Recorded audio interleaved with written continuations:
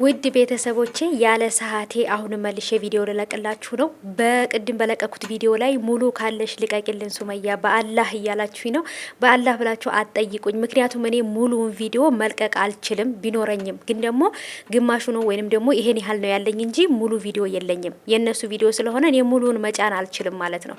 ግን እንደምታዩት ሄሉ በጣም ደህና ናት። ምክንያቱም ተርፋለች፣ ሆስፒታል ገብታለች። ይሄው እጇ ታሽጎላታል፣ ጭንቅላቷም ላይ ያለው ነገር ታሽጎላታል። በጣም ነው ያለቀሰችው፣ በጣም ነው ልቧ የተሰበረው። ምን ባደርጋቸው ነው እንደዚህ ያደረጉኝ እያለች ማለት ነው። እና ነገ እንድትረጋጉ ብዬ ነው ይሄን ቪዲዮ ምሰራላችሁ ማለት ነው። በኮሜንት በጣም እየጠየቃችሁን ስለሆነ ነው።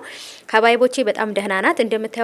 በቃ ናቲም ማን እንደዚህ እንዲያደረጋት ማወቅ ይፈልጋልና ስለዚህ ነገ ቪዲዮ ይለቀቃል ማለት ነው። እናንተ በጉጉት ጠብቁ፣ ምንም ነገር አትጨነቁ።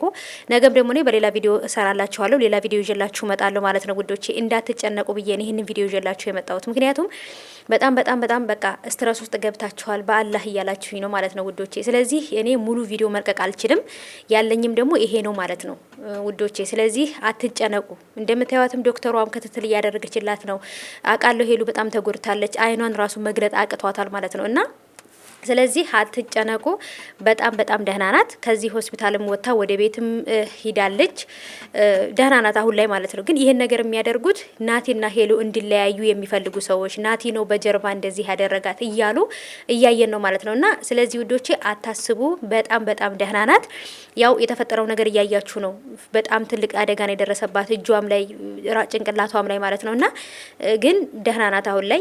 ምንም ነገር አታስቡ ማለት ነው። ሁሉም ቤተሰብ ተረብሾ ነው ያለው። ምክንያቱም ለምን እንዴት ሰው ሄሉ ላይ ይሄን ያህል ጭካኔ ያሳያል ምናምን እያሉ ማለት ነውና አትጨነቁ። ደህና ናት። ሆስፒታል ገብታለች፣ ተርፋለች፣ ምንም ነገር አልሆነችም። ስለዚህ ነገ ይለቀቃል፣ ጠብቁ ማለት ነው ውዶቼ።